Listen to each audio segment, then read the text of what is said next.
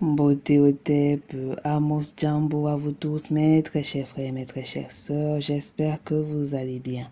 Nous voit à vous tous. Avant de commencer la podcast, je voudrais toujours vous remercier à vous tous, mes très chers frères et sœurs, vous qui suivez ma podcast channel et qui êtes toujours présents, vous qui likez, vous qui partagez, vous qui commentez, toujours des commentaires plus ou moins positifs qui peuvent m'améliorer dans mes séances si par moment vous avez l'impression que vous avez du mal à comprendre ce qui est dit. J'essaye de parler un peu plus simplement que mes frères et nos ancêtres qui ont des mots un peu plus tactiques, notamment pour s'expliquer, des mots savants très compliqués mais qui ont du sens dans la globalité que certaines personnes comme les intellectuels que vous avez tous vus au sommet Afrique-France, au sommet England, Africa et tous ces trucs qui viennent nous sortir des discours très savants, mais dans l'ensemble, c'est aussi creux que la mort. Même la mort n'est pas aussi creuse. Donc, effectivement, je vous remercie à vous pour le fait de m'écouter, de suivre et d'essayer aussi de grandir ensemble notre réflexion et l'applicabilité des éléments que nous pouvons expliquer sur cette podcast channel. Il faudrait que demain, vous soyez assez clair dans vos objectifs et que la manière avec laquelle vous allez vous approcher les uns des autres, pas des noirs, effectivement, entre noirs, pour les enfants métis qui sont plus mélanodermes que le coderme, effectivement, pour que dans l'approche, vous puissiez effectivement mieux mettre au point des idées qui pourront évoluer la société mélanoderme. Beaucoup de mélanodermes, malheureusement, parce qu'ils ont des problèmes pour effectivement travailler ou pour diffuser leurs médias ou leurs idées, travaillent avec des leucodermes, ce qui fait en sorte que avec cette influence-là, ils ne peuvent donc pas, ça c'est une réalité, ils ne peuvent donc pas finir par avoir des points de vue très francs. Ils finissent par atténuer leur discours et finissent malheureusement dans des propos plus ou moins universalisants. On peut comprendre que pour certains, en fait, il y aura une limite. C'est pour ça que ce combat n'est pas fait pour tout le monde. Ce n'est pas un combat qui est fait pour le leucoderme. Le combat du mélanoderme est fait pour le mélanoderme. Le leucoderme, s'il veut lui-même répondre à ses problèmes, il connaît les moyens de sa solution. Ce n'est pas nous qui allons les aider. On a déjà beaucoup fait. On s'est battu. Nos frères se sont battus pour eux. Ils sont morts. Ils ont essayé de les aider. Ils sont morts. Tout ça pour ces gens qui nous méprisent, qui jouent avec nous. Ils jouent avec nos émotions. Ils jouent avec tout ce que vous voulez. Et comme nous, on est dans le virus idiot, universaliste à la con et beaucoup de conneries, et bien chaque fois nous nous faisons avoir. Et maintenant, il est temps aussi d'un peu de penser à nous et de dire les choses réelles telles qu'elles sont. Donc, effectivement, aujourd'hui, nous allons parler de l'impérialisme. Nous allons parler de la charte de l'impérialisme. J'ai un peu plus de temps puisque YouTube m'a permis de faire ces derniers temps des vidéos de plus de 1 heure. Donc, on va faire des séances de plus de 1 heure parlant de l'impérialisme, notamment la charte de l'impérialisme. Effectivement, je lisais un peu plus vite lorsque je faisais mes petites séances de 14 minutes. Donc, du coup, je pouvais parler un peu plus en profondeur, notamment dans mes propos. Et sachez que mes propos sont un peu plus simplifiés, comme j'ai dit, que nos propres frères qui ont des propos un peu plus techniques et par moments pas faciles à comprendre, même si on a les livres avec nous et qu'on peut les lire, relire. Il y a des moments où on ne les comprendra jamais. Il y a des gens qui se disent réveillés, conscientisés, qui ont lu 1000 fois ce type de livre, mais ils ont toujours des difficultés à les comprendre, ou ils restent universalistes, parce qu'ils n'ont jamais compris ce qui était écrit, ou ils n'ont peut-être même jamais réellement compris l'objectif de ces livres. C'est la qualité que l'on cherche chez nous. Ce n'est pas, effectivement, ce n'est pas facile, ce n'est pas évident, on se débrouille du mieux que l'on peut. On se débrouille entre nous. Il y a des mélanodermes qui forment des groupes de mélanodermes entre eux et qui travaillent entre eux. J'aimerais bien en parler même par moment parce que c'est nécessaire. Parce que beaucoup aujourd'hui, ils travaillent avec des leucodermes, ce qui fait en sorte qu'ils ont un discours atténué, un discours lent, un discours qui prête à confusion et qui n'est pas sincère. Ce n'est pas sincère parce qu'ils se sentent un peu redevables envers ces leucodermes qui les aident à faire effectivement leurs émissions et autre chose. Il faut aussi savoir que si on cherche réellement et si on veut mettre en profit le produit noir, oui, si on veut mettre le produit noir en avant, aller chercher des frères de qualité qui savent tenir des caméras, qui savent faire des films, des scénarios, des scripts, etc. Si vous n'arrivez pas à chercher, apprenez à devenir vous-même ce que vous cherchez. Moi, j'ai appris à devenir moi-même ce que je cherche. Donc, pour dire vrai, je n'ai pas besoin d'un locoderme pour m'aider à faire tel ou tel nombre de choses. Et puis, il existe des mélanodermes qui peuvent faire cela et on peut travailler en équipe. Donc, effectivement, ce n'est pas évident. Oui, beaucoup de personnes, je vous ai dit, ne vont pas aimer ce type de propos, mais je m'en fous vu la situation. Vaut mieux s'en foutre. Donc, effectivement, nous allons donc parler de la charte de l'impérialisme. Nous allons essayer de comprendre ce que c'est que l'impérialisme aussi et les conditions qui ont amené cela. Bon, pas toutes les conditions, pour dire vrai.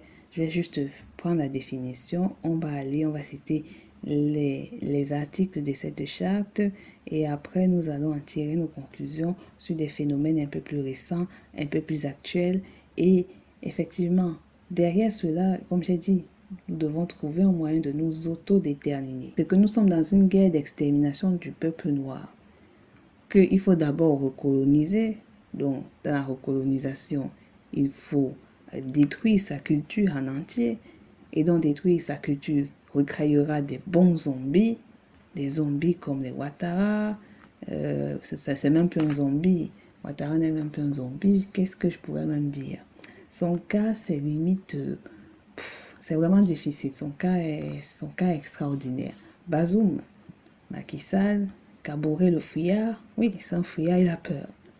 Nana Akufo, malheureusement, il faut le citer, il est dedans, malgré tout ce qu'il fait. Good luck Jonathan, tous les membres de je ne sais quel coin, toutes ces personnes, malheureusement, ne sont que des... Je ne sais pas, c'est même quoi le bon mot en fait. Parce qu'ils ont dépassé le stade du zombie quand même. Il y a un autre stade, un stade supérieur, même le ghoul encore, le ghoul encore, mais le zombie, je ne sais pas si en commentaire vous avez de meilleurs mots. Je ne sais pas, vous pouvez me le dire. Ils ont les mains entachées de sang. Ils ont tué leurs propres frères pour être à leur poste. Ce n'est même pas seulement à l'échelle des grands politiciens. C'est aussi à l'échelle des intellectuels. Nous avons eu plein de personnes comme Léopold Sédar Senghor. Même à l'heure actuelle, en 2022, nous avons des gens comme Léopold Sédar Senghor. Vous connaissez leurs noms, ils sont là. Vous les avez vus au sommet France-Afrique, vous les avez vus dans les sommets Europe-Afrique, vous les avez vus dans les sommets Angleterre, Afrique, vous les connaissez en fait. De zones francophones, anglophones, vous les connaissez, même parmi les citoyens. Donc ce n'est pas un combat pour tout le monde, ce n'est pas un combat pour l'universalisme. Parce qu'à la fin, ça sera toujours la leucodermie qui va gagner. Donc ce n'est pas un combat d'universaliste. Il va falloir véritablement que nous changions notre mode de réinterprétation de notre avenir. Parce que c'est quoi notre avenir? Et beaucoup de Noirs ne se posent jamais cette question. C'est quoi leur avenir? C'est quoi votre avenir? C'est quoi votre avenir? La charte de l'impérialisme. Ce livre, il a été rédigé par Mireille Saki. Je vous avais parlé d'elle, de Mireille Saki. Elle avait rédigé cette charte de l'impérialisme. C'est un livre qu'elle a écrit depuis 2013 et je vous ai dit que oui, le temps de l'écriture, du rassemblage des textes, des corrections et dans tout cet ensemble qui a été un long travail et la recherche d'informations, de données, etc., historique, ça a mis un peu plus de temps et donc en 2013, ce fut le temps où la publication s'est faite. Sachez que le travail d'écrivain, c'est pas un travail facile, c'est pas comme si on se lève du jour au matin ou du jour au lendemain et après on se dit, bah ouais, j'ai écrit mon livre, nanana. Nous savons que ce n'est pas réellement ça. Donc, c'était dans la collection de Opinion publique africaine, OPA, et la maison d'édition, c'est Pyramide Papyrus Press.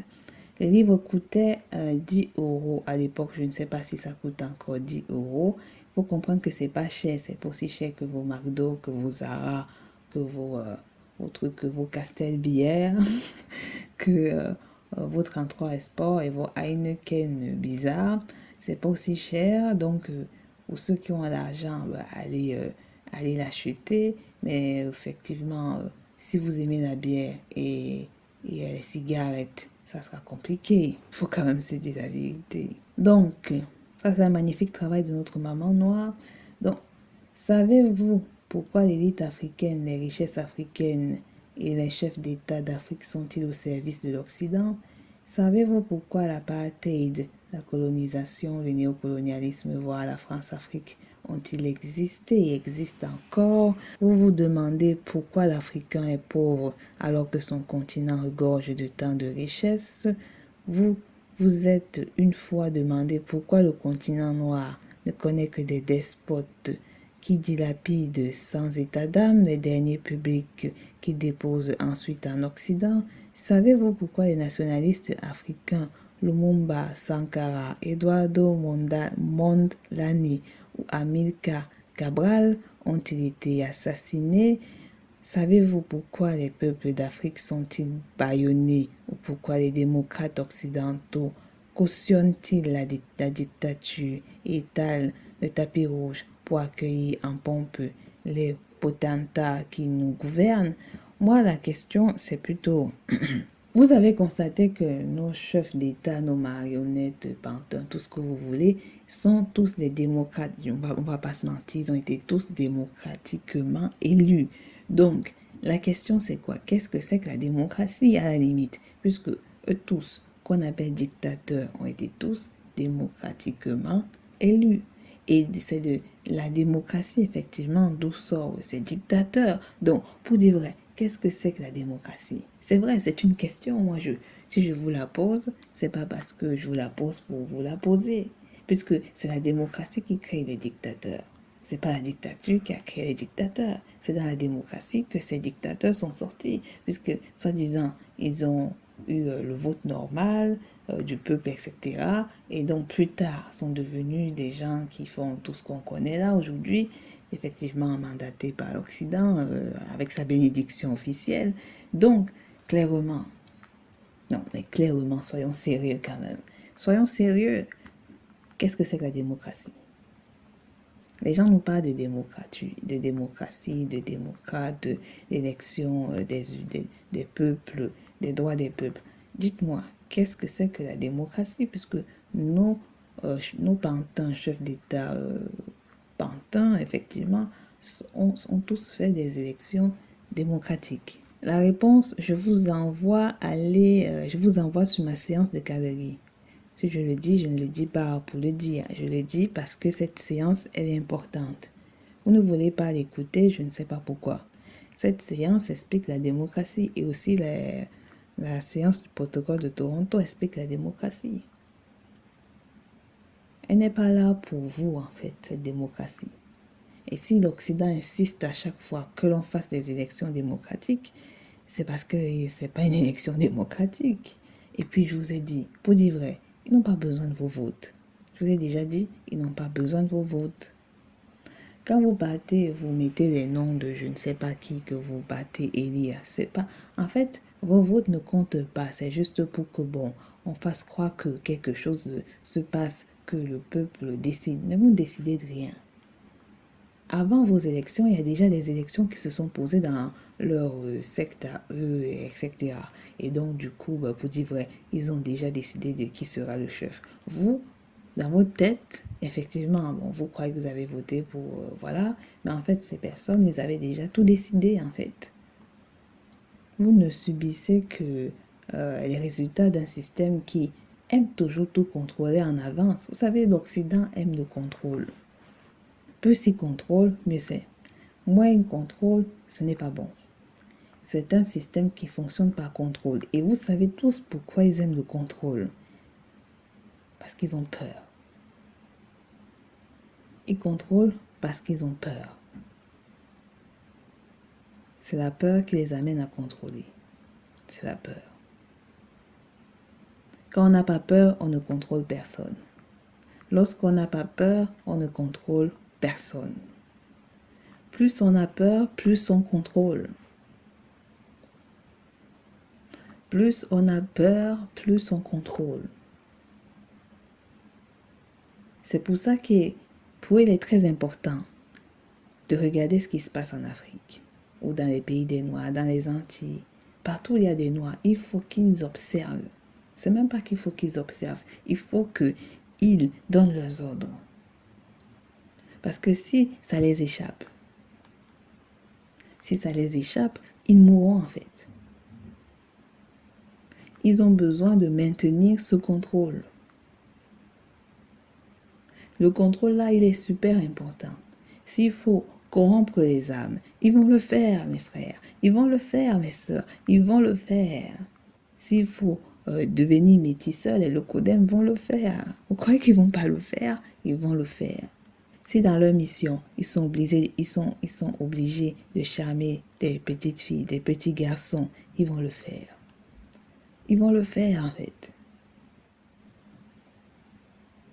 Parce que ces enfants peuvent les mener à des coins où ils vont trouver des richesses, des coins, etc. Ils vont le faire. Vous pensez qu'ils ne vont pas le faire? Ils vont le faire.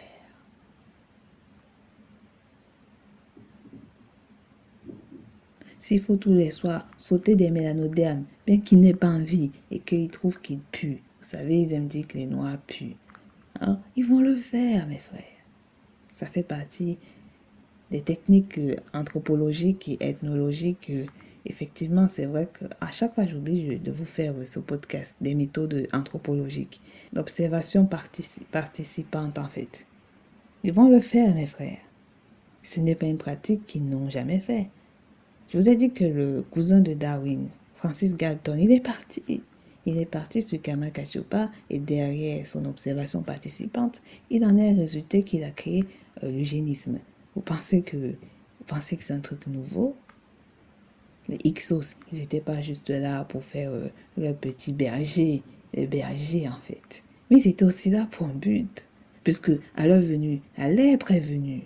La lèpre, c'est une maladie qui vient notamment des peuples d'Asie. Un peu comme la peste à la base avec les rats. Ils n'étaient pas juste là pour venir contempler le soleil de Kamakachupa puisqu'il y a des zones tropicales en Asie. Alors, le contrôle, comprenez que c'est le contrôle. Un peuple aussi dangereux que le peuple mélanoderme, c'est un peuple à contrôler. Si derrière ils ont créé le tribalisme, mais c'est pas, il y a une bonne raison en fait. La raison c'est que si on s'entretue, on va être diminué. Et si on est diminué, alors ils pourront facilement nous détruire et enfin s'accaparer des terres, des richesses et c'est fini, c'est terminé. S'il faut même épouser des hommes, des femmes noires, ils vont le faire. Si derrière on arrive à créer des castes d'enfants métis comme en Angola, ils vont le faire. Mais vous croyez quoi? Ou comme en Afrique du Sud. Mais ils vont le faire, mes frères. Ils vont le faire. Ils vont le faire. Parce que ces enfants derrière voudront ressembler à leur maître. Ils savent que plus ils sont clairs, plus ils s'approchent du maître. Et s'ils s'approchent du maître, alors ils peuvent être considérés comme des demi-dieux dans des terres de noirs, où il y a des aliénés. C'est pour ça que je dis que ma podcast channel, c'est pas une chaîne qu'on a véritablement envie de partager. On va pas se mentir. Qui a envie de partager ce type de contenu avec ce type de vocabulaire? Qui a envie d'écouter ça? Non mais vrai. Qui a envie d'écouter ça quand on est aliéné? Quel aliéné voudrait écouter ce que je suis en train de vous dire? Vous pensez qu'un métisseur va écouter ce que je suis en train de vous dire? Vous pensez qu'un métisseur qui est encore avec son leucoderme, bon, il va nous écouter? Encore un ex-métisseur, oui, un ex-métisseur peut nous écouter, mais un métisseur, encore avec la leucodermie, vous pensez qu'ils vont nous écouter? Vous pensez qu'ils vont aimer ça? Vous le pensez? Non. Et ça se comprend.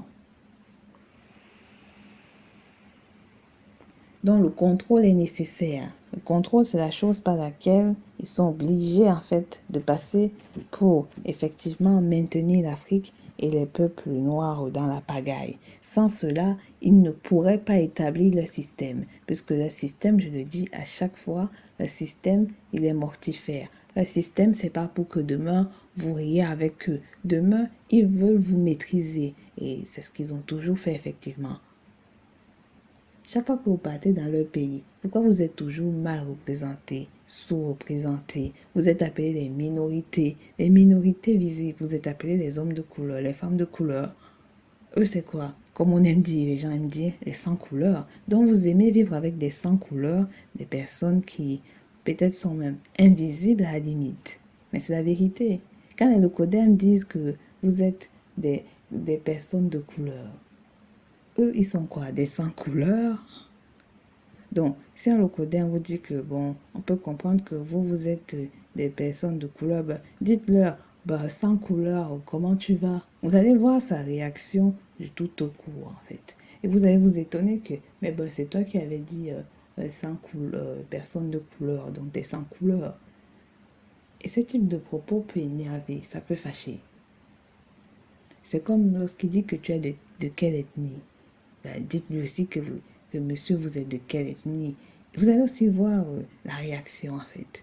Donc, pour dire vrai, c'est pour ça que le contrôle est obligé d'être fait. Le contrôle fait que vous dites une chose, mais derrière, vous ne pouvez pas répliquer parce que vous êtes soumis. Et le soumis ne peut pas répliquer, en fait. Le soumis ne sera pas dans la capacité de répliquer. Il ne sera pas dans la capacité de répliquer. C'est ça la création de l'esclave. L'esclave ne peut pas se battre contre son maître. Sa seule force, c'est de se battre contre lui-même, donc contre son propre frère. Sans ça, la prouesse de l'esclave. L'esclave ne va jamais attaquer le maître. La CEDEAO ne va jamais attaquer l'Occident. Jamais. Jamais de sa vie. Jamais de sa vie, en fait. Pareil, l'Union africaine, ils ne vont jamais de leur propre vie s'attaquer à l'Occident, jamais au Locodème, jamais à l'Israël, jamais au Qatar, jamais au peuple arabique, jamais de leur propre vie. Même le Maghreb, qui aime se montrer très fort, jamais nous aurons attaqué l'Union européenne, jamais ils nous auront attaqué les frères de l'Émirat arabe, même s'ils disent que les Arabes ne les aiment pas, etc. Bon, leur histoire est compliquée, mais c'est la même chose. Moi, je les vois comme la même chose. Comme ils nous voient comme la même chose, peut-être que si on les voit aussi de la même chose, peut-être que les choses seront un peu plus évidentes pour vous et moi. Donc c'est ça l'impérialisme. C'est ça le contrôle. C'est ça le contrôle. Et c'est pour ça que, aux mêmes causes, les mêmes effets. Mais si on part chercher plus loin, et on sera obligé de venir sur des séances que beaucoup n'aimeraient pas, c'est la génétique. Si on part chercher très loin, on verra que c'est parce qu'ils ont tous le même gène. Et cette perpétuité de président Pantin, c'est un traumatisme congénital transmis de façon génétique à des mélanodermes soumis. Et le comportement impérialiste de tout le codème à toute échelle, pauvre ou riche, ben c'est parce que c'est dans le gène, c'est génétique.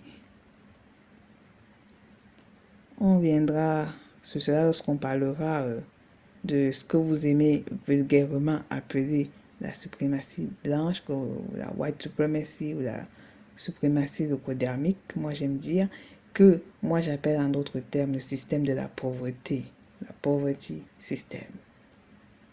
C'est même pas la pauvreté, c'est la misère.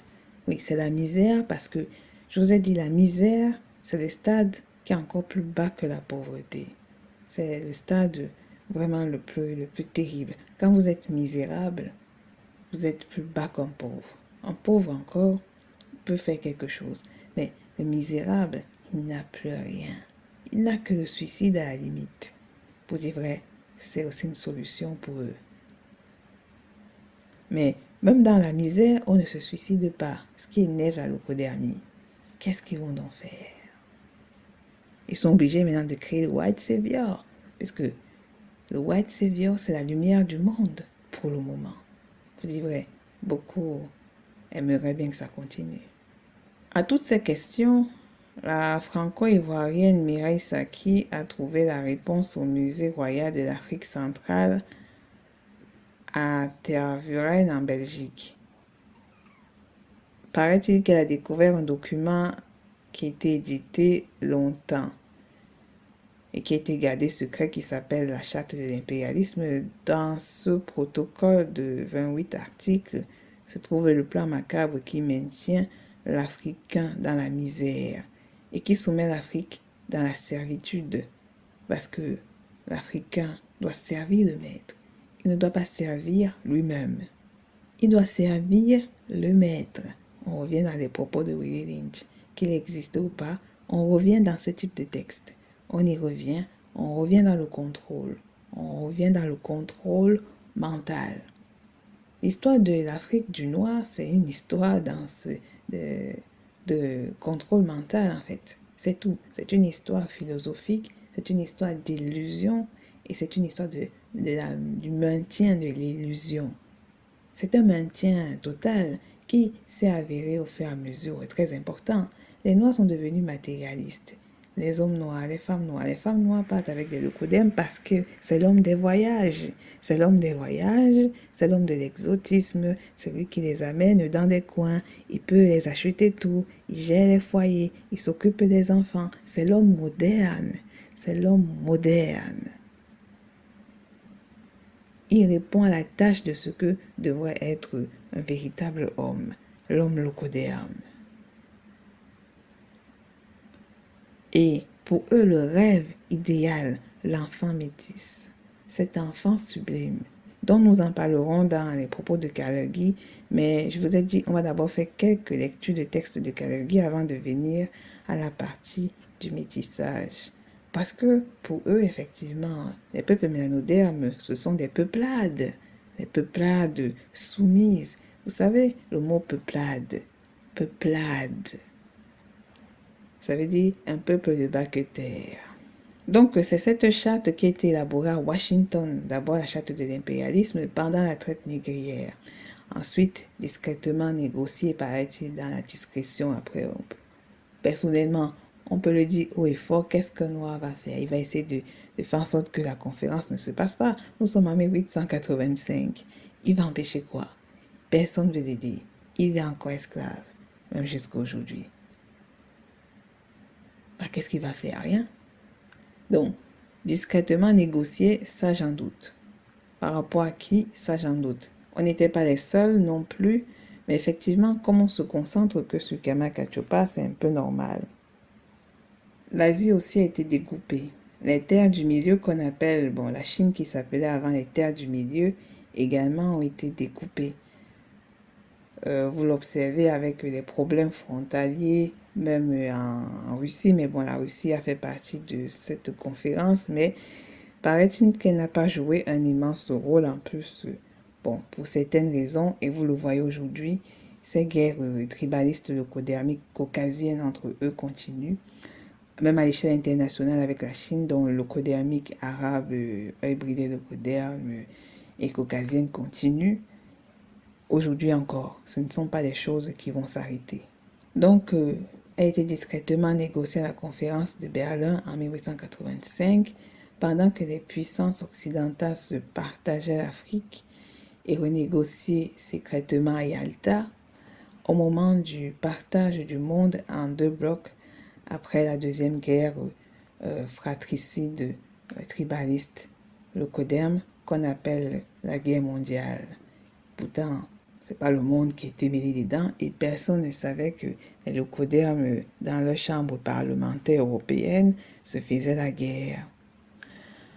Et donc, pendant la création aussi de la Société des Nations, qui est devenue aujourd'hui l'ONU que, effectivement, tout le monde aime y aller, chanter et être heureux.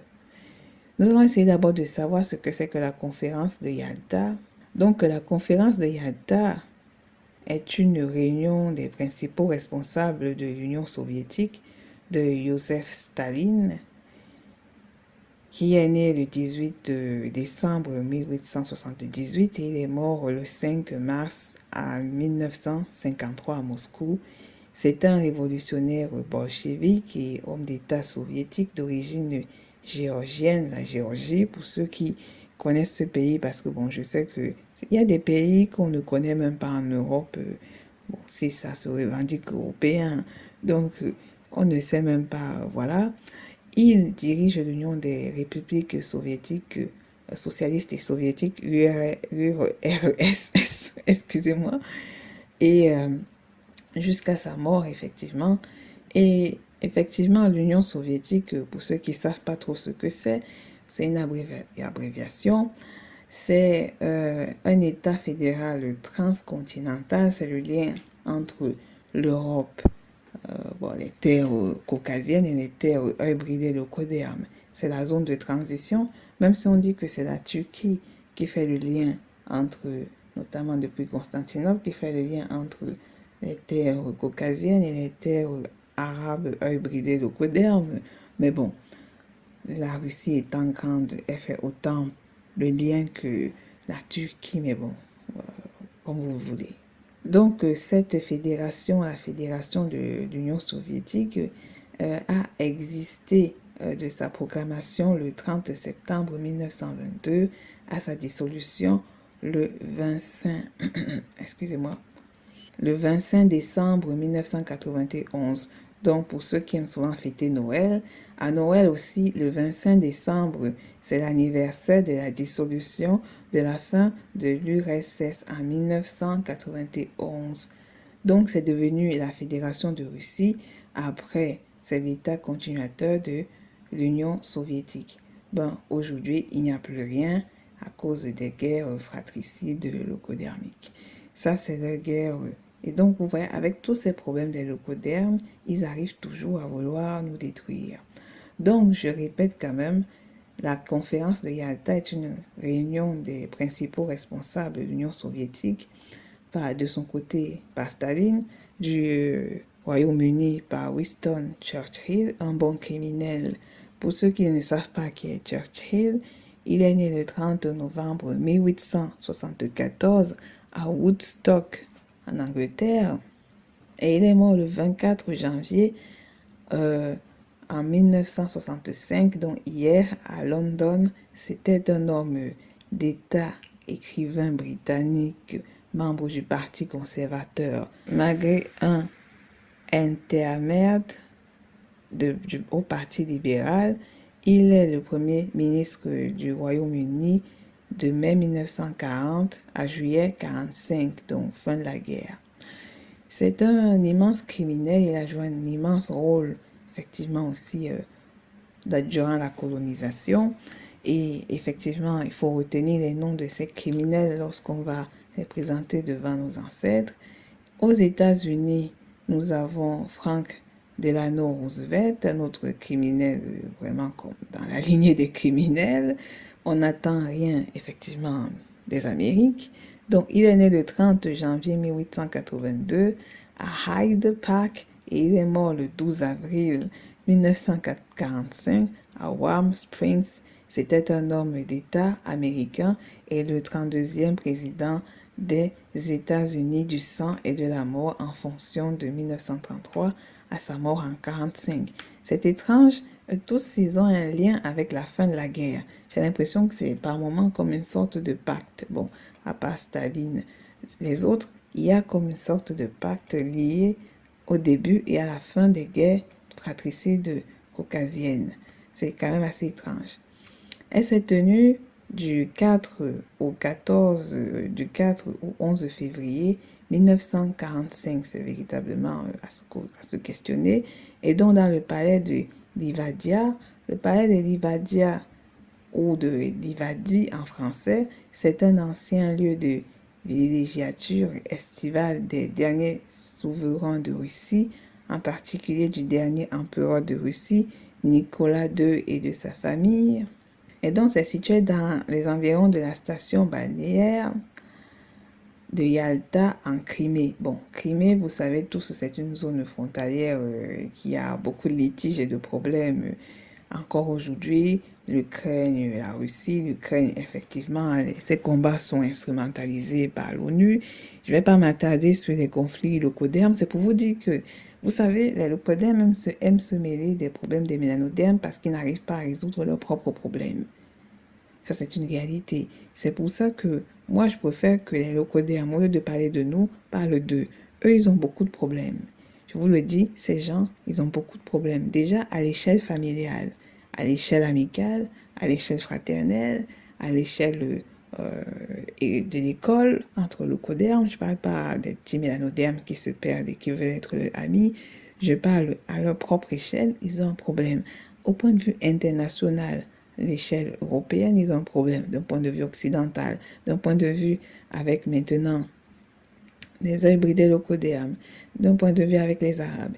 Cette zone ADN-là ont particulièrement des problèmes réels, mais ils le fuient en parlant d'autres personnes dont ils ne connaissent nullement réellement l'origine et dont ils s'amusent à jouer avec eux parce que quoi de mieux pour tuer son temps, comme disait Montagnac, que de couper des têtes, donc de tuer des nègres et de s'amuser d'eux par moments. Donc, la Crimée, c'est anciennement Tauride, c'est une péninsule située au sud de l'Ukraine et à l'ouest de Krasnodar en Russie, qui s'avance dans la mer Noire, et la péninsule de Crimée est réputée pour son climat pontique, donc entre les deux mondes, climat proche de la Méditerranée, et ses vignobles, ses verges. C'est un très bon site. Effectivement, ça peut expliquer les litiges et les combats qui s'y font. Elle a été préparée par la conférence de Malte. La conférence de Malte qui a eu lieu du 30 janvier au 2 février 1945 entre le président des États-Unis, Roosevelt, et le premier ministre Winston Churchill sur l'île de Malte. Le but de la conférence était de préparer la conférence de Yalta qui devait se tenir. Donc, comme je vous ai dit, le codem entre eux, ils aiment avoir en avance les phénomènes et les faits pour pouvoir mener la danse. Parce qu'il est très important que chacun de leur côté, ils mène la danse. C'est ce qui s'est passé lors des conquêtes, notamment napoléoniennes, notamment en Égypte pour aller piller l'Afrique. Ils étaient en groupe. On avait le groupe français, on avait le groupe allemand, on avait le groupe russe, on avait le groupe... je ne sais pas s'il y a les Norvégiens, s'il y avait d'autres pays, Italiens, Espagnols. On avait tous ces groupes, on avait mis des Asiatiques, on avait mis des pays, des zones qatarites, etc. On a eu de l'Océanie. Bon, l'Océanie, l'Angleterre, la Grande-Bretagne, c'est la même chose, ce sont des colonies. Donc, on a eu tout cet ensemble, effectivement, qui se sont, de leur côté, arrangés pour le même objectif. Donc, derrière, ils font leur petit groupe, après, ils se rassemblent, ils essayent de donner leurs idées qui, par moments, ne convergent pas et qui, derrière, peuvent donner naissance à des guerres comme la guerre froide. Donc, j'espère que vous comprenez très bien ce que je suis en train de vous dire. Oui, tout ça, c'est lié à la charte de l'impérialisme, parce que, bon, voilà, il faut bien aussi remonter l'histoire, sinon ça ne vaut pas la peine de la dire. J'ai un peu plus de temps pour mieux vous l'expliquer. Mais le reste, vous irez faire vos recherches personnelles. Où donc, durant cette conférence à Malte, ces pays devaient donc essayer de trouver cause commune pour présenter un front uni à Staline parce que l'Occident, l'Est et l'Ouest sont en conflit jusqu'à aujourd'hui et sur la planification de la campagne finale contre les troupes allemandes et japonaises parce qu'il y a l'axe du mal. L'axe du mal, c'est notamment l'Allemagne au premier front, le Japon. Le Japon est un pays impérialiste, il faut le préciser. Le Japon a colonisé la Chine, a colonisé la Corée. La Corée du Nord, du Sud, de la Corée en général, a un litige sévère contre le Japon. Ils n'aiment pas les Japonais, mais bon, pour des raisons, vous savez, là, quand on n'aime pas les Noirs, on se mélange, voilà. Même la Chine, on se mélange, effectivement. Mais, dans certains points de vue, beaucoup de pays n'aiment pas le Japon. Il faut donc se rappeler, et c'est vrai, les Japonais sont des impérialistes, ils aiment dominer. Ils avaient même dominé la Russie, ce petit pays que vous aimez dire, cette péninsule, cet assemblage d'îles qu'on appelle le Japon, a même dominé la Russie. Effectivement, ce n'est pas si facile. Il y a des Japonais qui parlent russe, notamment vers la zone de Sapporo, un peu plus au nord, etc. Voilà. Donc, c'est pas une histoire simple. C'est pour ça que je vous dis, ces gens, ils ont beaucoup de problèmes qu'ils doivent régler entre eux. Mais bizarrement, c'est nous le véritable problème. Parce que oui, en fait, c'est nous le véritable problème. Nous avons été là avant eux. Et nous serons là après eux. Et c'est ça le problème. Malgré tout ce qu'ils nous font. Et en plus, on peut encore se métisser. Donc, pour dire vrai, on a un problème pour eux. Mais en fait, c'est eux le véritable problème de cette terre. Parce que eux, ils n'admettent pas ce que le Créateur a créé. La preuve qu'ils ne l'admettent pas, ils ont dû créer des religions. La preuve que ce que Dieu a créé ne leur convient pas du tout. Pas du tout. Et je vous rappelle que tous ces pays-là, surtout les États-Unis d'Amérique et le Canada, sont des pays fortement chrétiens, avec autant de satanisme que le christianisme. Donc, pour vous dire, même si Satan, pour ceux qui ne sont pas, qui comprennent ce que je suis en train de dire, n'existe pas, ils ont quand même la prouesse de créer le mal. Ça, c'est incroyable. Mais le mal existe. Puisqu'on le regarde, on l'observe. La situation où nous sommes, c'est le mal. Pour dire vrai, c'est parce qu'il y a un déséquilibre qui s'est fait. La maths n'est plus respectée, donc nous sommes dans le mal. Et c'est la vérité. Donc, ils devaient trouver un moyen de lutter contre l'axe du mal. L'Allemagne, donc tous les pays germanophones, Autriche, Hongrie, tous ces trucs, Exonovie et blablabla. Les Japonais et l'Italie aussi qui s'est rangée dans l'axe du mal, d'où la deuxième guerre fratricide de leucodermique qui était avant caucasienne est devenue une guerre leucodermique parce que les œils brillés leucodermes s'y sont ajoutés. Probablement si on cherche, il y avait des Arabes. Voilà. Donc, ils devaient lutter sur la limitation de la progression de la mer Rouge, dont vous connaissez tous ce que c'est que la mer Rouge en Europe centrale. Et les buts de la conférence de Yalta sont les suivants. Adopter une stratégie commune afin de hâter la fin de la seconde guerre fratricide, régler le sort de l'Europe après la défaite du Troisième Reich et garantir la stabilité du nouvel ordre mondial après la victoire. Bon, le nouvel ordre mondial, ça vous l'observez comme vous le pouvez aujourd'hui. L'impérialisme, qui est effectivement le but premier de cette conférence spéciale, notamment, l'impérialisme, déjà d'abord de la définition leucodermique, après de ma propre définition à moi, c'est une stratégie, c'est une doctrine, c'est une politique, c'est une pensée de conquête visant la formation d'un empire ou d'une domination est souvent justifiée comme dans le cas des pays européens par l'idée d'une mission civilisatrice. Voilà. Donc, pour ma part, ma définition, l'impérialisme, c'est l'envie de soumettre et de dominer. C'est l'envie de montrer sa puissance au peuple, qu'ils appellent peuple-là, donc aux faibles, et donc de pouvoir les dominer, les contrôler, les mettre, les rabaisser et faire en sorte que ces peuples-là puissent les obéir et de faire en sorte que la vision du peuple impérialiste devienne la vision globale, mondiale, planétaire, à tout point de vue. S'il faut éradiquer l'ensemble de ces êtres de leur propre terre, ils vont le faire. C'est une politique, c'est une méthode de pensée, c'est une idéologie, c'est une vision pour l'avancée d'un peuple au détriment d'un autre. C'est du parasitisme mortifère. Et c'est ce que nous subissons aujourd'hui, c'est le parasitisme mortifère. Parce que le but, c'est la mort. Des gens meurent et mourront encore si nous ne faisons rien, si nous continuons à dormir, si nous restons assis et si nous continuons à chercher vainement des amitiés. John Henry Clarke l'a dit, Black people have no friends. Mais vous cherchez des amis partout. Vous cherchez des compagnons partout. Vous cherchez des personnes de travail partout. Votre frère, il a cette capacité. Mais non, il n'est pas bon, il est noir. Où vais-je donc chercher? Vous avez été impérialisé. Donc vous avez été soumis. Vous avez subi la mission civilisatrice. Elle fut durant l'expansion coloniale de l'Europe entre le 15e siècle et le 19e siècle. C'est une théorie imaginée en France et dans d'autres pays européens qui se considèrent jusqu'à aujourd'hui les seuls pays civilisés ou de civilisation supérieure et qui se donnait et qui se donne encore pour devoir une mission.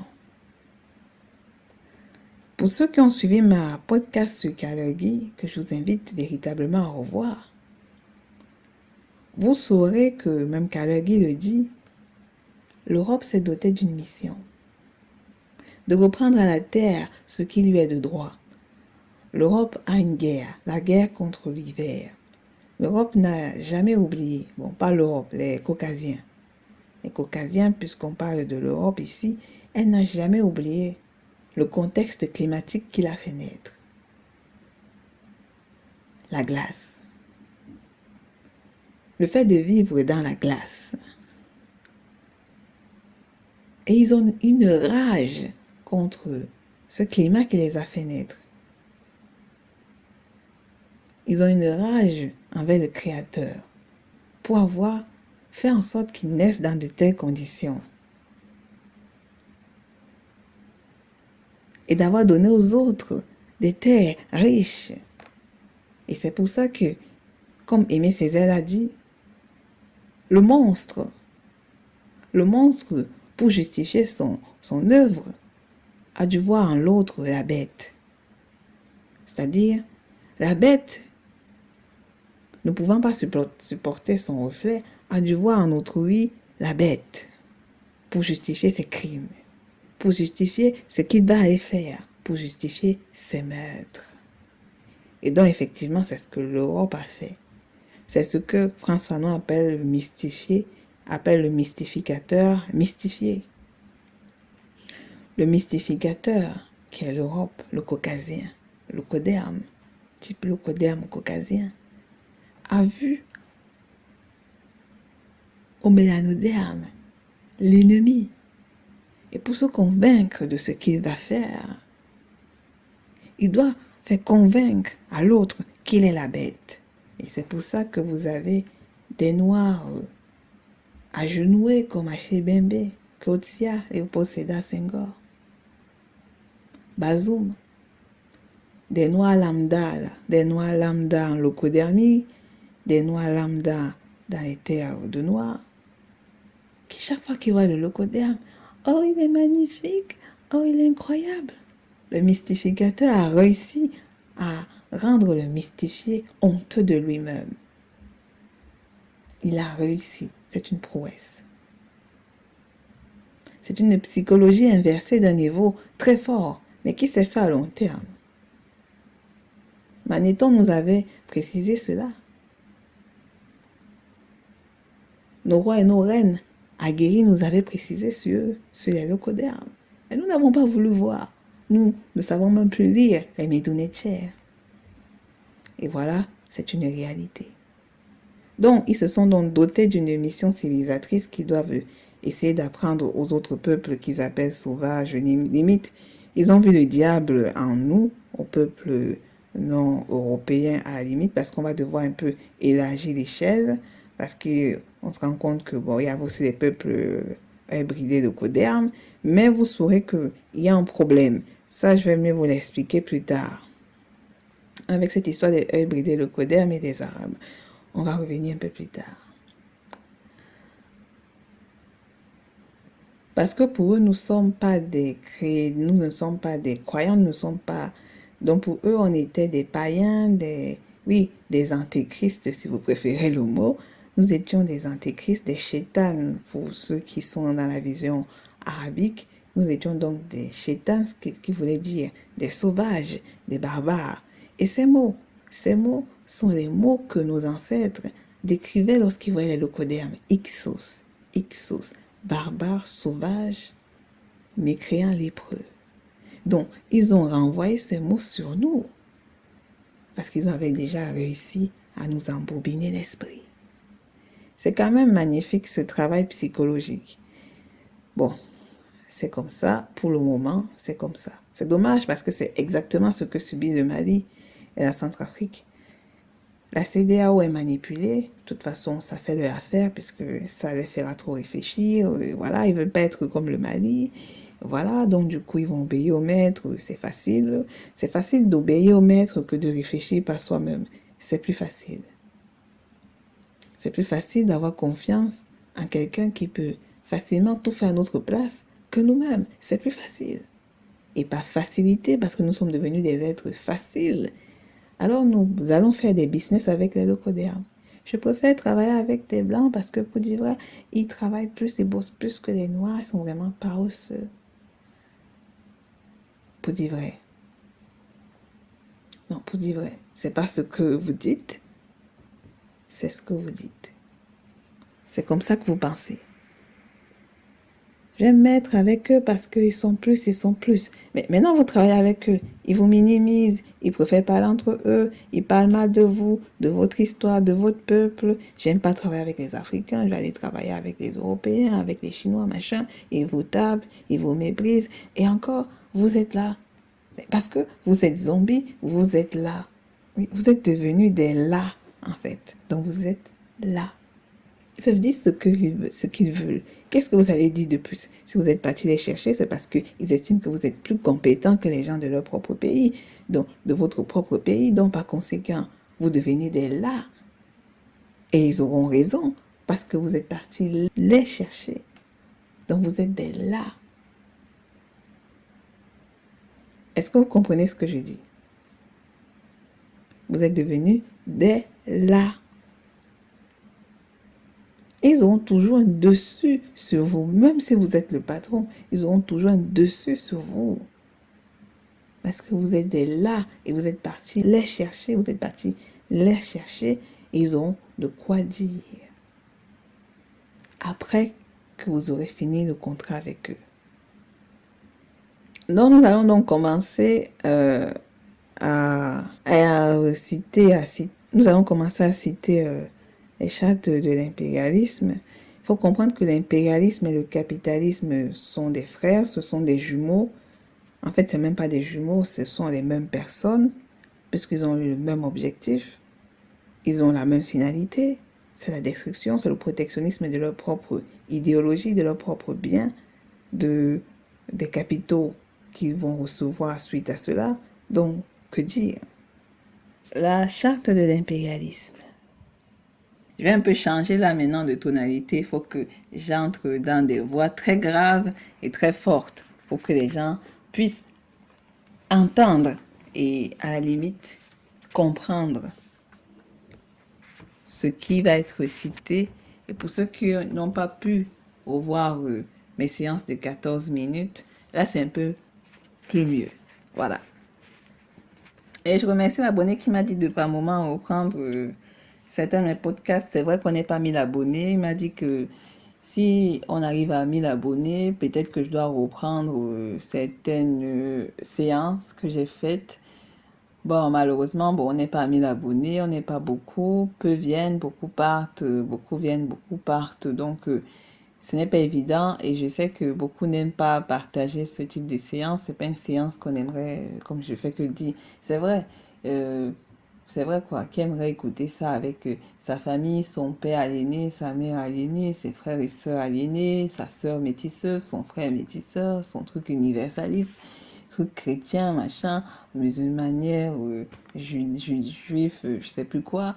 Qui aimerait écouter ça à côté? Donc, pour dire vrai, c'est vrai que je ne peux pas atteindre un certain nombre d'abonnés par rapport à cette manière d'expliquer la chose. Et c'est dommage, mais c'est comme ça en fait. Donc, je reviendrai probablement, peut-être plus jamais en fait, mais tout va dépendre des circonstances. Voilà, je vais pas demander aux gens de vous abonner, je vais pas demander aux gens qu'il faut qu'on soit 1000 abonnés, il faut qu'on soit 5000 abonnés, donc c'est compliqué, je vais pas le demander.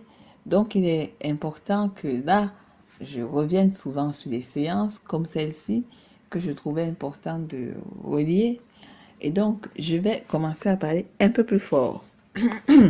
Article 1 de la devise. Devise de l'impérialisme. Gouverner le monde et contrôler les richesses de la planète. Notre politique est de diviser pour mieux régner. Dominer, exploiter, mais piller pour remplir nos banques et faire d'elles les plus puissantes du monde.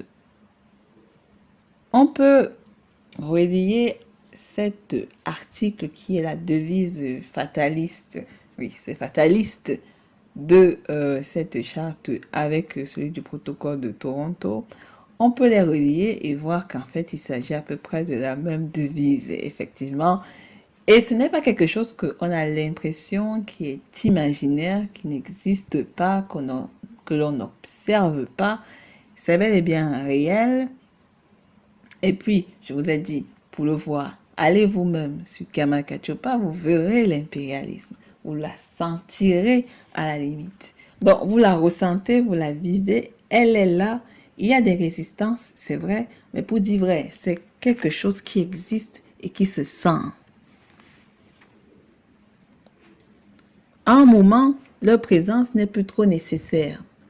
Et d'où les choses se font d'elles-mêmes. Je vous ai dit, observez le cadre d'un point de vue international, le comportement visible de nos représentants à l'échelle du territoire. Lorsqu'ils partent dans des sommets, ils n'ont même pas la force de véritablement parler comme des hommes et des femmes dignes. Le ministre Choguel Maïga, lui, il avait osé dire, bien qu'il a dit qu'il y a un abandon en plein vol. C'est vrai que c'est un peu bizarre, mais effectivement, c'est quelque chose qui n'aurait jamais été dit. C'est vrai que Kadhafi l'avait dit pour la Libye. J'oublie souvent la Libye, c'est vrai. Kadhafi l'avait dit. Il avait dit quoi, Kadhafi? Que c'est une bande de salopards. C'est une bande de criminels. On a affaire à un groupe ADN d'un potentiel meurtrier inimaginable. Inimaginable, chacun à leur échelle. Tant que vous ne fâchez pas le maître, il ne se fâchera pas. Tant que vous restez superficiel avec le maître, il n'y aura pas de problème. Lui-même sait que ça sent le fake, j'ai envie de dire. Il sait que ça sent le fake, elle sait que ça sent le fake, mais comme c'est comme ça, vaut mieux rester comme ça. Et puis, c'est tant mieux, il n'y a pas de problème. Tu restes à ton niveau, je reste à mon niveau, tout est nickel.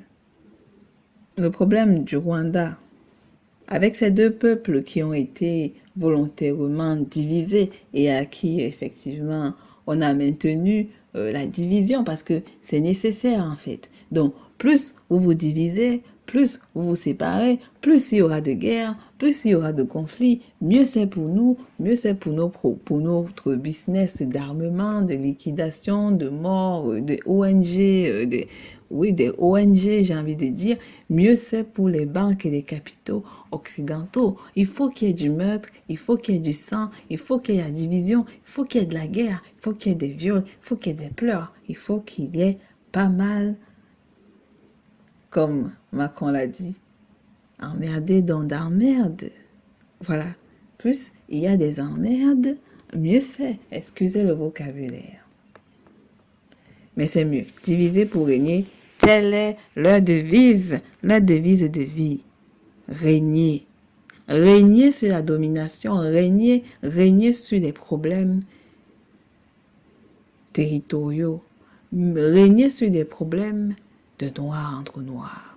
Light skin, dark skin, mixed skin, truc skin, pauvre noir, broke, riche leucoderme, broke black people. On va régner sur ce type de problème pour établir notre domination. Et ça, effectivement, c'est ça la vitrine de la porte leucodermique. Article 2. Aucun pays du tiers-monde ne constitue un État souverain et indépendant. Donc, les pays qu'on appelle les pays du tiers-monde, vous connaissez globalement notre continent Kamakachopa est déjà l'entité du tiers-monde. Encore, on a des zones d'Amérique latine qui représentent le tiers-monde. On a effectivement une partie de l'Océanie, là où il y a les Noirs, là, vous voyez, ce qu'ils appellent les aborigènes, c'est le tiers-monde. Une partie des terres hybridées leucodermes, notamment ils aiment plus situer vers l'Asie du Sud-Est, je ne sais pas trop pourquoi. Il y a du tiers-monde, effectivement, les zones de la Syrie, les Arabes qui nous détestent, le Yémen, je ne sais plus trop les pays de là-bas. Bon, c'est pas ma faute, je ne suis pas de ces coins-là, donc je vais pas mémoriser tous ces coins. Même l'Inde, c'est un pays du tiers-monde. La Chine, malgré sa puissance, est quand même encore considérée comme un pays du tiers-monde à cause de sa population. Donc, bah, mais on va pas tout mélanger et tout mélanger. Donc, dans la charte, article 2, je répète, aucun pays du tiers-monde ne constitue un État souverain. Le Mali ne doit pas devenir un État souverain. La Centrafrique ne doit pas devenir un État souverain. Le Rwanda, même si effectivement Paul Kagame, bon, vous connaissez l'histoire, ne doit pas devenir un État souverain en fait. L'Afrique du Sud, on vous parle de nation arc-en-ciel à la con. Ben, on voit bien que ça ne fonctionne pas. C'est comme le Brésil. Ben, il n'y a pas d'arc-en-ciel. Il y a l'Ocodémie, lumière suprême. En bas, les ténèbres. Donc, où est cette nation arc-en-ciel? Donc, l'Afrique du Sud ne doit pas aussi devenir un État souverain malgré tout ce qu'on vous raconte d'un point de vue international. Oui, malgré tout. Le Nigeria ne doit pas devenir un État souverain. Malgré tout ce qu'on vous raconte, ils ne veulent pas. Et puis, le Nigeria a trop de population. Et puis, les Nigérians, demain, ils devront trouver de la place. Ils viendront dans d'autres pays, se dissémineront dans d'autres pays africains. Je sais qu'il y a beaucoup de Nigériens au Cameroun, notamment. Probablement, ils iront au Ghana, etc. Même au Ghana, il y aura beaucoup de population. Ils vont devoir aller un peu se loger à gauche et à droite. Pour vous dire qu'il y a intérêt pour eux de faire en sorte que on ne devienne jamais quelque chose. Le cas de la Libye devrait davantage nous guider, puisque effectivement, la Libye était un État extrêmement riche. Et les Libyens vivaient bien, même si vous avez compris, quand on crée des petits litiges entre Africains, effectivement, que dire, malgré la richesse et la facilité dans l'obtention des services médicaux, on arrive toujours à trouver un problème sur le dirigeant qui nous rend riches. Et donc, la Libye a chuté. Trahison, coalition. À cet instant de la Libye, j'espère que vous avez remarqué quelque chose. Tous les pays occidentaux se sont ralliés. C'est comme avec le Mali. Vous ne voyez pas qu'il y a une ressemblance? Vous ne voyez pas qu'il y a une ressemblance, même si le contexte est un peu différent. Vous ne voyez pas qu'il y a une ressemblance là? Tous les pays occidentaux se rallient en un bloc et balaboum, ils nous balancent des fake news de façon incroyable. Pareil avec l'Éthiopie, un ralliement incroyable. N'oubliez jamais ça. Aucun pays du tiers-monde ne constitue un État souverain et indépendant. Il y a intérêt à ce qu'il reste des bas que terre. C'est ça l'impérialisme. Des bas que terre, des peuplades, des esclaves. Oui, c'est pour ça que vous allez continuer à vous détester. Parce que vous continuez à obéir à ce système sans le savoir. Mais vous ne le savez pas. Article 3.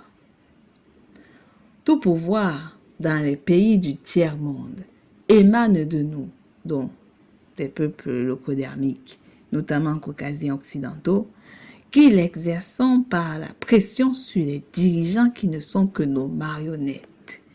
Aucun organe du tiers-monde ne peut s'en attribuer l'exercice. Aucun organe du tiers-monde ne peut s'en attribuer l'exercice.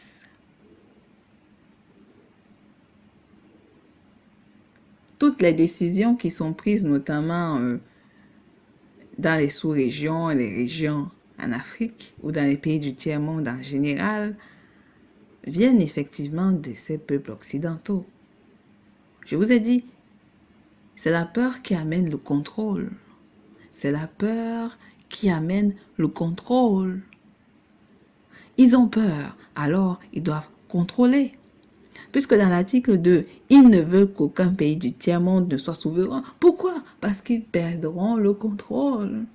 Ils perdront le contrôle. C'est simple. ils perdent le contrôle, ils ne deviennent plus rien. Alors, ils seront oubliés s'ils font ça. S'ils laissent ces pays devenir souverains. Si la Libye n'était pas détruite, on s'en ficherait tous de l'Occident, en fait. Le contrôle, la peur. Et c'est cette peur qu'ils nous ont envoyée en nous. Et c'est pour ça que nous avons peur, nous, les Africains. Vous n'avez pas peur? Vous n'avez pas peur? Je pense que vous avez peur. Et c'est pour ça que vous prenez des chemins de traverse, des raccourcis, comme on aime dire. Par moments très dangereux, mais après, vous y restez, bon, que dire. Tout le pouvoir vient d'eux. C'est eux qui donnent des instructions, c'est eux qui donnent les ordres, les maîtres. Le maître sans l'esclave n'existe pas. D'où il est obligé de créer l'esclave pour exister. Sans l'esclave, le maître n'existe pas. Et donc, des États souverains veut dire la mort du maître. Et s'il n'y a plus de maître, le maître, il disparaît. Plus personne ne va les regarder. Vous croyez quoi, en fait? Je vous dis que quand un occidental, un locoderme part en Afrique, et il sait très bien que les Africains sont des soumis, des esclaves, et que quand ils vont l'observer, ils diront « Waouh, quelle magnificence !» Et sachant que c'est la magnificence, en fait, pauvre comme riche locoderme, je précise bien, pauvre comme riche locoderme. Naturel Ben disait les clochards. Donc, pauvre comme riche locoderme, ils seront regardés d'une façon incroyable, admirés. Ils diront n'importe quelle connerie, ils obéiront. Les esclaves obéiront en fait. D'un point de vue international, nous voyons nos esclaves. Nous connaissons leur visage. J'ai déjà cité leur nom. Même citer leur nom me fatigue. Mais on doit citer leur nom, mais ça me fatigue. Maintenant, d'un point de vue de l'échelle du peuple, il y a des esclaves. Mais comme c'est le peuple, ils ne sont donc pas des personnalités dont on connaît les noms. Eux aussi sont des esclaves. Eux aussi sont des soumis. Eux aussi, ils obéissent au maître. Le maître, connu à l'échelle internationale, le maître connu à l'échelle du petit lambda locoderme qui se balade. Et c'est ça l'impérialisme. Ce n'est pas vos histoires que c'est juste l'oligarchie. Moi, je vous ai dit une chose. On verra ce qui va se produire si tous les oligarches disparaissent. Je me demande très bien. Oui, je me demande toujours, je me pose la question, qu'est-ce qui va se produire? Qu'est-ce qui va se passer en fait? Vous croyez que la négrophobie va s'arrêter? Vous croyez que ça va s'arrêter? Pour de vrai? Vous le croyez pour de vrai? Vous le croyez pour de vrai? Article numéro 4. Tous les pays du tiers-monde sont divisibles et leurs frontières déplaçables selon notre volonté. Tous les pays du tiers-monde sont divisibles et leurs frontières déplaçables selon notre volonté. Le respect de l'intégrité territoriale n'existe pas pour le tiers-monde. Le respect de l'intégrité territoriale n'existe pas pour le tiers-monde. Ça n'existe pas. Vous ne serez jamais respecté. Et ça, c'est quelque chose que vous ne comprenez pas. Jamais de votre vie. Jamais. Je vous ai dit, pour le respect, respectez-vous d'abord entre vous. Moi, c'est ça que je ne comprends pas. Je peux comprendre ce que Kémy Séba raconte, mais il faut se dire une vérité. Kémy Séba, qu'est-ce qui est plus intéressant? C'est que l'on se respecte nous-mêmes d'abord ou que les autres nous respectent. Parce que s'il faut attendre le respect de l'autre, moi j'ai envie de dire, ça ne viendra limite pas dans je ne sais pas combien de siècles, à la limite. À la limite. Le secret, c'est que vous devez vous respecter vous-même. Et pour le faire, il faut que vous-même, donc nous posons la question, qui sommes-nous? Qui sommes-nous en fait? Et c'est la question que Cheikh Anta Diop vous a posée dans ses livres, que vous ne lisez pas, que vous ne connaissez pas, pour nombreux, dont vous n'avez jamais entendu, pour nombreux, et dont lui-même n'avait pas non plus entendu, pour nombreux, des livres de ses autres frères d'outre-mer. Qui sommes-nous? Lorsqu'on va savoir qui nous sommes, nous allons nous respecter. D'abord. Ce qui fera en sorte que si on le savait, la CEDEAO aurait respecté le Mali. Ils auraient aidé le Mali. Les pays d'Afrique de l'Est auraient aidé l'Éthiopie. Mais savent-ils qui ils sont? Non. Les pays du Maghreb auraient aidé l'Algérie, chose qu'ils ne font pas. Nullement en fait. Pourtant méprisés là-bas dans les pays occidentaux et dans les terres arabiques. C'est étrange. Le respect vient de qui d'abord?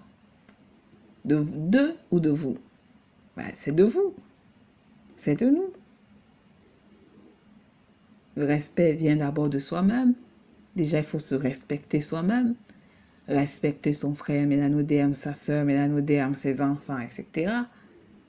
Dans l'ensemble de la communauté du peuple noir, se respecter. Ce qui fera en sorte que nos femmes, nos pères, nos femmes ne se décaperaient pas la peau, s'aimeraient telles qu'elles, aimeraient leurs cheveux, aimeraient, voilà. Elles aimeraient rester avec nous. Mais non, effectivement, on ne se respecte pas. C'est pour ça qu'elles font des choix idiots. Et ça fait partie de l'impérialisme. Oui, c'est lié à l'impérialisme, ce choix bête. Parce que c'est un choix conditionné, en fait. Ce qui est intéressant dans cet article numéro 4, c'est ce qui est dit en avant d'abord.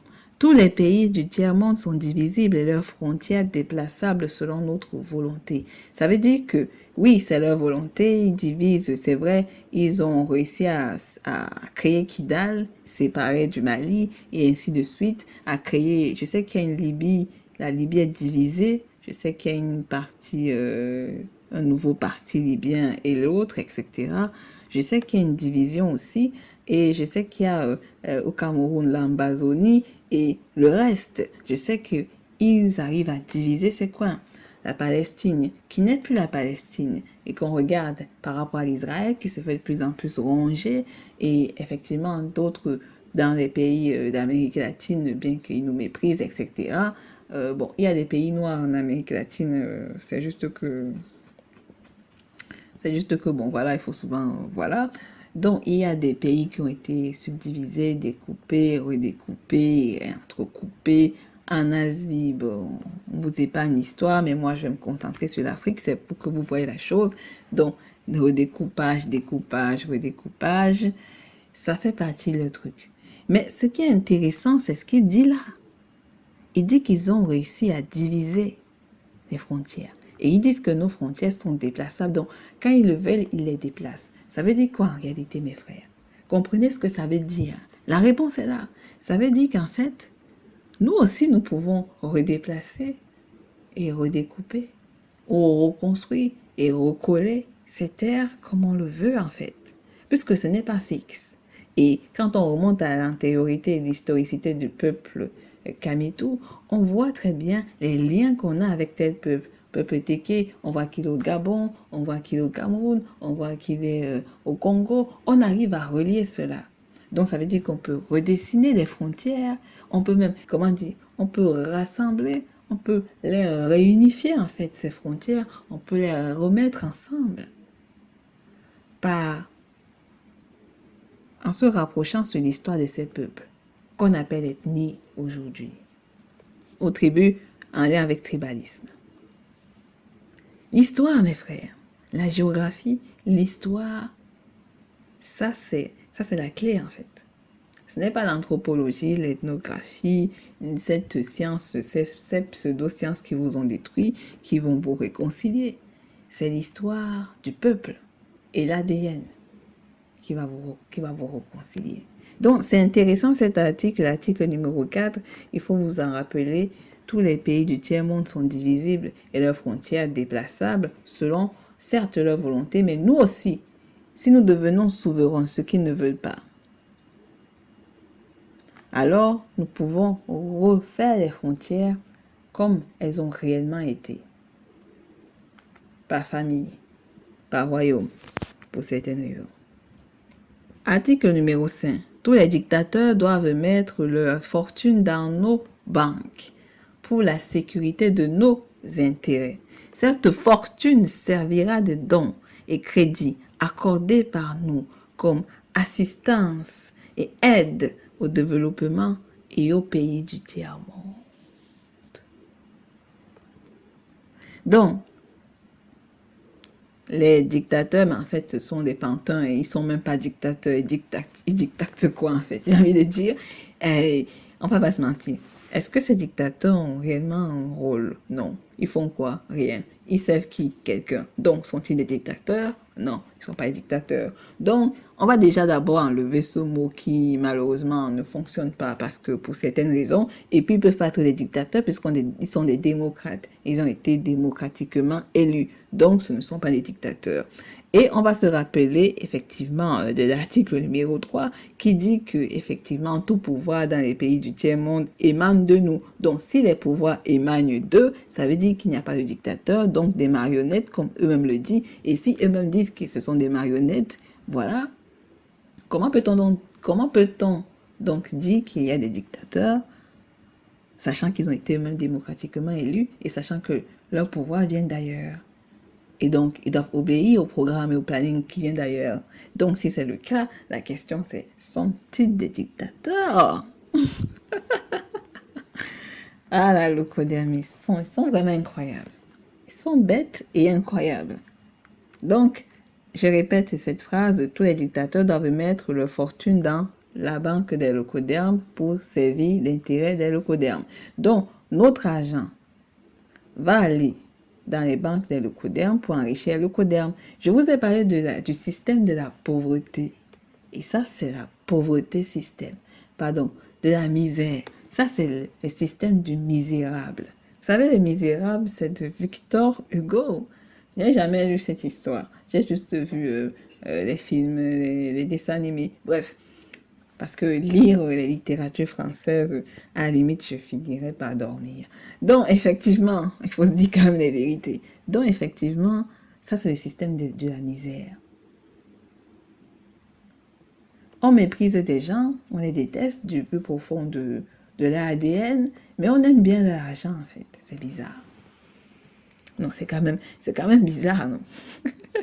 Non, c'est bizarre. On n'aime pas des gens, mais on aime leur argent comme Éric Zemmour. C'est quand même bizarre. Vous voyez la relation qu'on a avec la leucodermie? Je vous dis que c'est une relation toxique.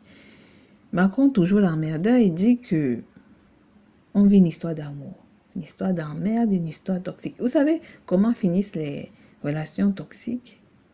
Vous savez comment ça finit? Vous savez comment ça finit les relations toxiques? Ça finit souvent dans le massacre. Il n'y a pas un parti qui va s'en sortir de façon nickel, j'ai envie de dire. Ça finira très mal. Ça finira très mal. Donc, les personnes qu'on imagine riches, parce que être leucoderme signifie être riche, donc les personnes qu'on imagine riches, en fait, vivent de l'appauvrissement des autres, donc de la misère des autres. Donc, c'est le système du misérable. Et donc, cet argent qui vient des personnes qui sont devenues misérables servira donc de dons, des crédits accordés par ces propres personnes qui sera resservi en aide au développement à ces pays qu'on dit pays pauvres. J'entends beaucoup de noirs, j'ai envie de dire idiots, qui disent que le modèle de la Chine, ou comment est-ce qu'on est arrivé là, et la Chine est là en haut, etc. J'ai envie de dire, regardez le modèle chinois. Soyons quand même un peu sincères. Soyons sincères. Regardez le modèle chinois. La seule chose qui est bien, c'est le fait qu'ils tournent l'argent entre eux. Ce qui fait en sorte que les Chinois s'enrichissent. J'ai envie de dire, les Chinois s'enrichissent parce qu'ils savent se respecter. Ils sont toujours en groupe. Vous savez, les Européens auront beau détester ça. Moi, j'ai envie de dire, j'aime ça en fait. Oui. Les Chinois se connaissent, ils se respecteront. Et quand même ils sont avec un caucasien, hybrider le coderme, ils feront toujours tout pour appeler à cet enfant d'où tu viens. Et d'où l'intérêt de mettre l'argent chez toi, dans ta famille. Quelque chose qu'on ne sait pas trop faire de nos jours. Effectivement, le modèle chinois n'est pas le meilleur. C'est même le pire. C'est tiré effectivement de ses frères caucasiens. C'est un modèle qui sera destructeur. Ce capitalisme que la Chine fait sous couvert communiste sera destructeur pour eux. Mais ils ont raison sur le point qu'ils doivent tous ensemble faire des tontines et la Chine est devenue une immense tontine. Ouais, c'est une vérité. C'est devenu une tontine, la Chine.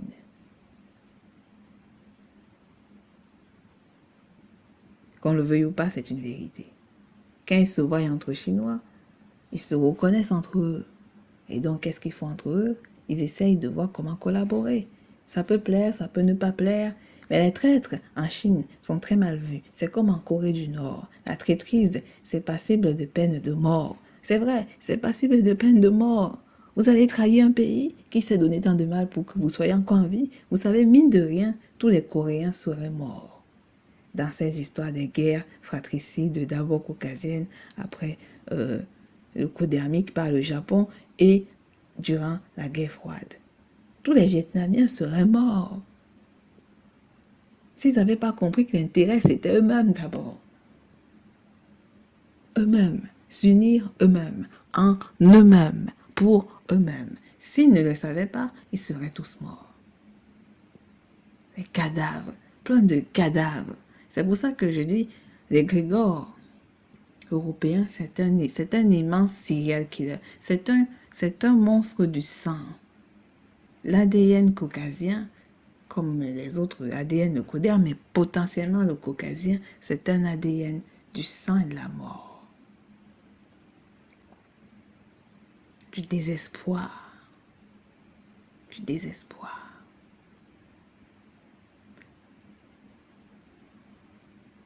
On dit que quand une femme mélanoderme part avec le caucasien, elle est sûre que la relation va durer et qu'elle va gagner. Qu'est-ce qu'elle va gagner? Elle gagne rien. Elle gagne rien, la pauvre. Elle ne gagne rien. Qu'est-ce qu'elle a gagné? Depuis que toutes nos femmes sont parties chez les leucodermes, le peuple noir a avancé de combien de pas? Quand même. Soyons quand même vrais dans ce qu'on dit. Dans rien. Depuis que les hommes mélanodermes sont partis chez les caucasiennes ou même chez les leucodermes, être mariés à la leucodermie, ils ont enrichi le peuple mélanoderme et de combien de pas il a avancé? De rien.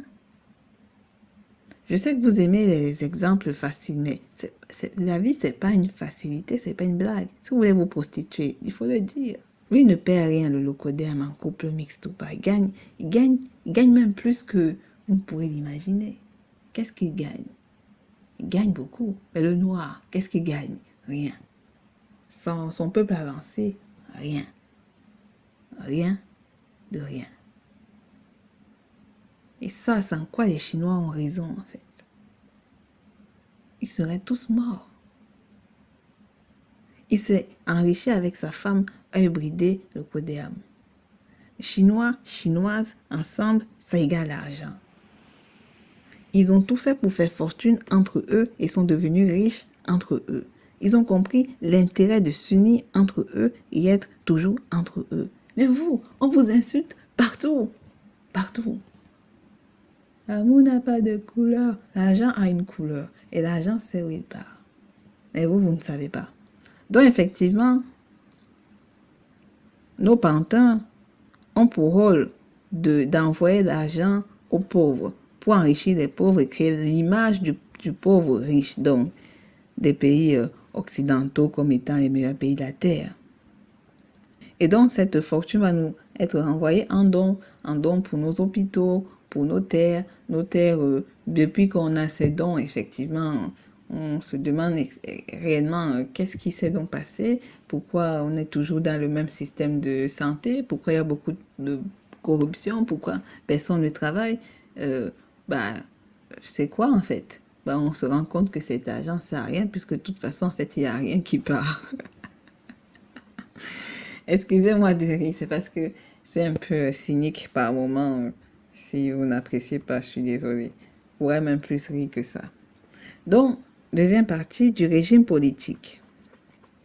Deuxième partie du régime politique. Article 6. Tout pouvoir et gouvernement établi par nous est légal, légitime et démocratique. Mais tout autre pouvoir ou gouvernement qui n'émane pas de nous est illégal, illégitime et dictatorial, quelle que soit sa forme et sa légitimité.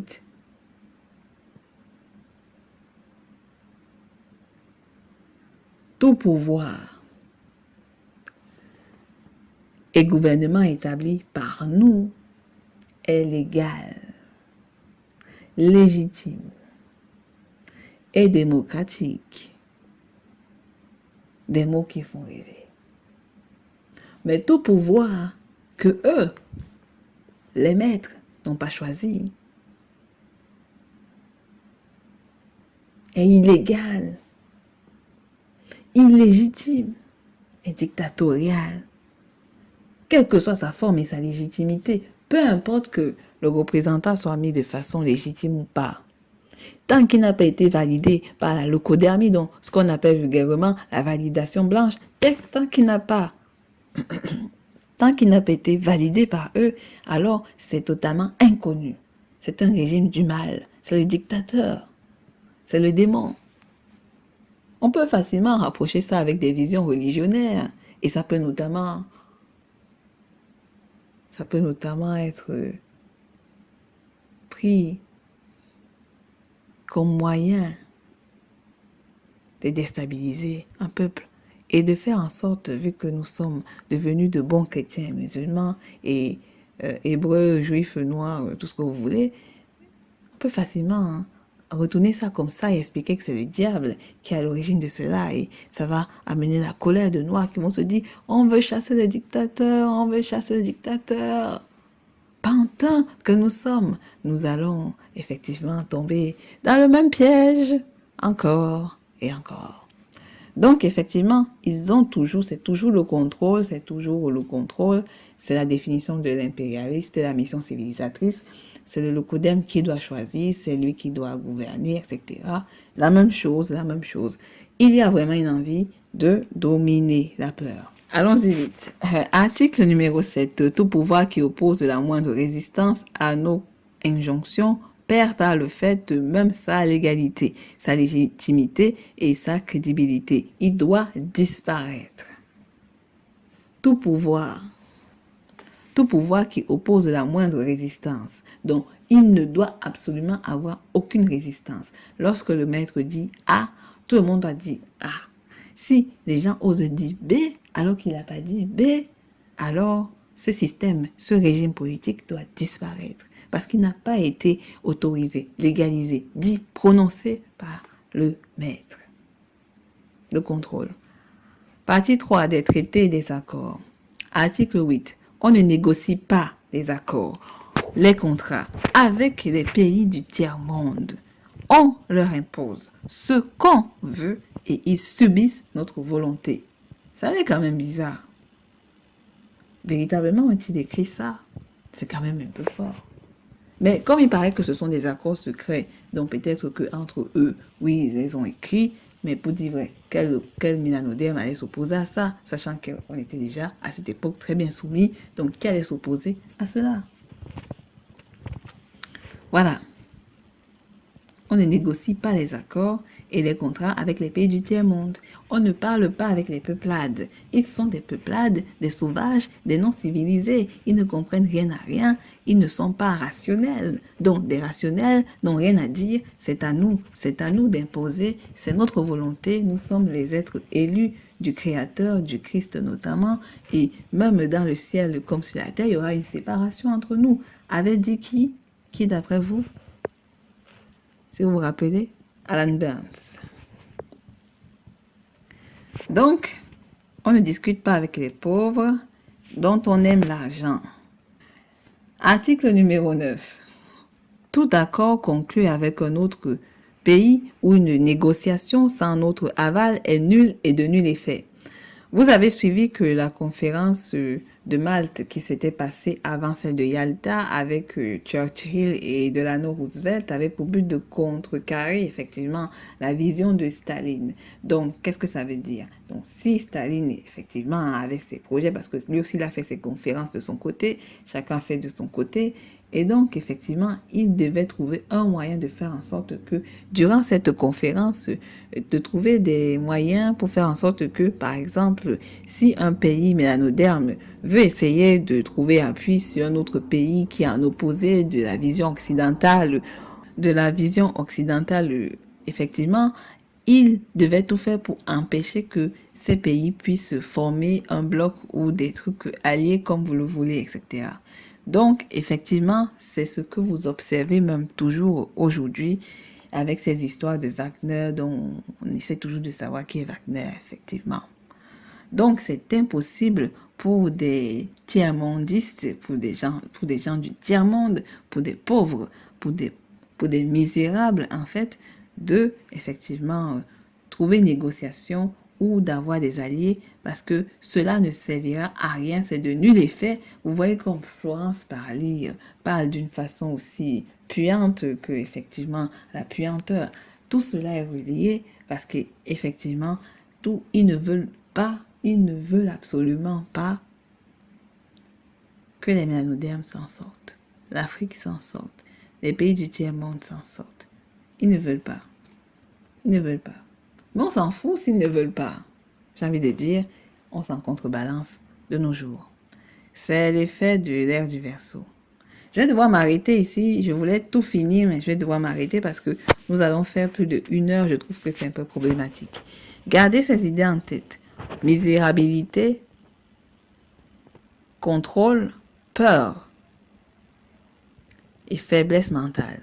Tout ça, ça renvoie à la psychologie.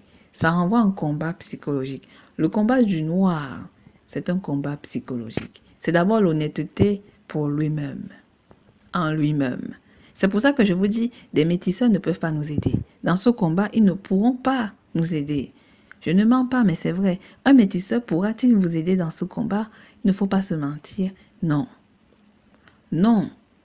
La froideur avec laquelle ces articles ont été écrits, pensez-vous qu'un métisseur pourra nous aider lorsqu'on vous dit que l'argent doit tourner entre soi? Les Chinois, un Chinois et une Chinoise, dont 2 hybridés leucodermes, ont mis de l'argent pour eux deux, pour leur famille, pour leur future descendance, pour la richesse des peuples hybridés leucodermes, typologie chinoise, pour la préservation des valeurs de la langue chinoise, pour la sauvegarde de l'éducation, pour la sauvegarde de l'histoire, de l'ADN, de la Chine chinoise. Lorsqu'on vous dit ça, pensez-vous que, dites-moi, un métisseur et une métisseuse, peuvent-ils vous dire le même discours? Peuvent-ils aller aussi loin? Non, non, ils ne peuvent pas. C'est pour ça que ce combat n'est pas fait pour eux. Ce combat, quand il est pris au sérieux, il va dans cette vision en fait. Le Black Excellence, c'est quoi? Comme les gens aiment parler du Black Excellence. C'est quoi le Black Excellence? C'est que deux mélanodermes, mâle, femelle, ou masculin, féminin, bon, voilà, ils se mettent ensemble, ils créent, ils fondent de la famille. Cette famille, ils vont tout faire. Ils doivent d'abord s'aimer eux-mêmes. Aimer le fait d'être mélanodermes. Ils doivent aimer le fait d'être des noirs. Ils doivent aimer leur mélanine. Ils doivent même aimer leur propre frère albinos. De toute façon, l'albinos, le noir, c'est la même chose. C'est juste qu'il n'a pas... Voilà, on a déjà parlé de ça. Il doit s'aimer lui-même. Il doit aimer son histoire. Il doit aimer son ancestralité, sa coutume, tout ce qui fait de lui, son ADN et tout l'héritage qui fait de lui. De son côté, le mâle ou le femelle mélanoderme doit trouver maintenant son compagnon, sa compagnonne qui pense comme lui. qui a la même vision de la famille, de la sauvegarde de l'ADN, de la préservation de l'ADN, de l'héritage, de l'héritage. Et ils vont travailler dur, chacun de leur côté, déjà même avant de se rencontrer, chacun de leur côté, ils doivent travailler dur. Ils doivent avoir la richesse, l'argent, le travail pour maintenir ce qui va venir après, c'est-à-dire la famille. C'est cette famille-là qui va se prolonger par la reproduction sexuelle, c'est-à-dire l'enfant qui naîtra après. L'enfant qui naîtra après cherchera des choses qui iront dans la même valeur de ses parents. Dont une autre mélanoderme, si c'est un garçon, il ira chercher une femme mélanoderme. Si c'est une fille, elle ira chercher un homme mélanoderme de qualité, comme la qualité de ses propres parents. Et ensemble, cette qualité va s'agrandir de génération en génération et ça donnera de l'argent. Ils ne gagneront pas qu'en valeur, mais de façon monétaire, pour enrichir leur famille, pour enrichir leur peuple. Et s'il y en a qui poussent un peu partout, alors effectivement, ça remontera l'énergie et la puissance économique, monétaire, mélanoderme. Déjà, il faudrait que le pays ait la conscience de cela. Les propres banques, sa propre banque, sa banque centrale, et la culture de la préservation des valeurs entre eux. Un métisseur ne pourra pas vous dire ça. Pourra-t-il aller si loin? Il va préserver quoi? Sa femme est locoderme, son homme est locoderme.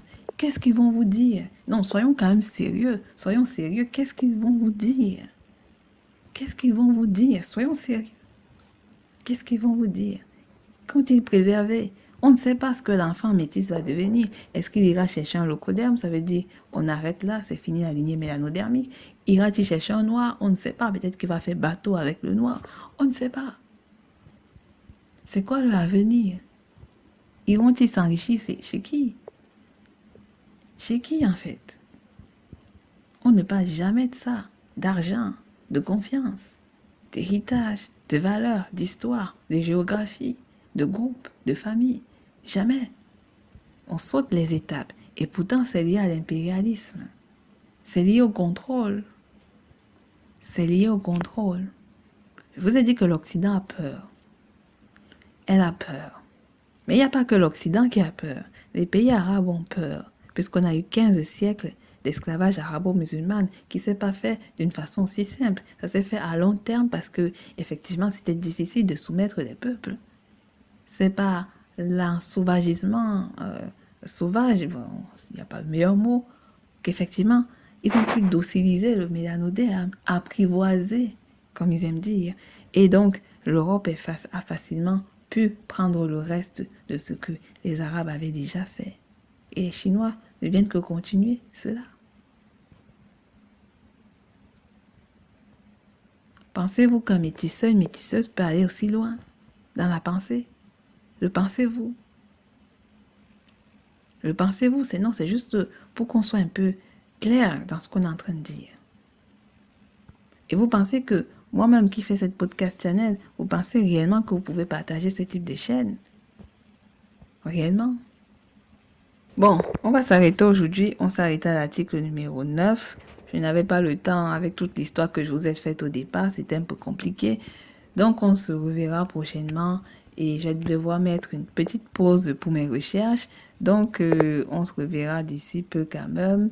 Et je vous souhaite bonne continuation, beaucoup de réussite à vous, mes très chers. À vous, mes très chers frères, mes très chères sœurs. Abonnez-vous à la podcast channel si vous ne l'avez pas encore fait. Abonnez-vous qu'on ait au moins 200 abonnés. Bon, dans la possibilité qu'on ait 200 abonnés, voire plus de 200 abonnés. Donc, si vous avez envie de partager pour que les gens s'y abonnent et que vous avez envie de dire des conseils pour que les gens s'y abonnent, bon, allez-y, j'ai envie de dire, bon, c'est aussi bien la diffusion. Je voudrais bien faire diffuser ce type de message, mais avons-nous les oreilles pour l'écouter? Avons-nous c'est pas les oreilles, mais avons-nous, sommes-nous honnêtes?